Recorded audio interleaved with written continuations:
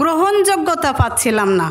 সন্তানদের কাছ থেকেও একেবারেই যেন ডিটাচড হয়ে গিয়েছিলাম। অবসাদ, ক্লান্তি এবং এমন অবস্থা, অসুস্থ শরীর, মানসিকতায় আমি দম বন্ধ হওয়ার প্রবণতা, দীর্ঘদিনের মাথা ব্যথা, পেটের সমস্যা, বুকে ব্যথা, দম বন্ধ হয়ে যাচ্ছে, লো প্রেশার, হাই প্রেশার।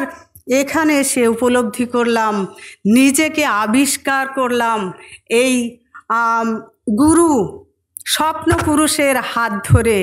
ইবাদতটাও আমি নতুন করে শিখলাম, কীরকম গভীরভাবে ধ্যান দিয়ে ইবাদত করতে হয়। একজন ভিখারিকে টাকা দিতে গেলেও তার প্রতি প্রসন্ন দৃষ্টি রাখতে হয়, সেটা নতুন করে শেখার পরেও তৃতীয় দিনে বাসে বসে যখন ভিক্ষা চাইছে একজন, শুকর আলহামদুলিল্লাহ, এই ভিখারিকে আমি টাকা দিলাম এবং তার কাছে যে দোয়া চাইতে হয়, এটাও আমি এখান থেকেই শিখেছি। তৃতীয় দিনে বাসায় ফেরার সময় ভাবছি, ছেলেরা তো ডাকলেই বলে ওহ এখন কি বলবা, এইরকম মানসিকতায় থাকে। তারপরে যেই দেখি গেট খুলতেই মা মা করে সবাই আমারই খোঁজ নিচ্ছে। আমি মন ছবির মধ্যে একটা ছবি এঁকেছি, যেটি স্বপ্ন বাস্তবায়িত হোক, সেটাই আমি আশা করব যে এই কোয়ান্টাম মেথড মেডিটেশন বাংলাদেশের প্রত্যেকটি শিক্ষা প্রতিষ্ঠান, প্রাইমারি স্কুল থেকে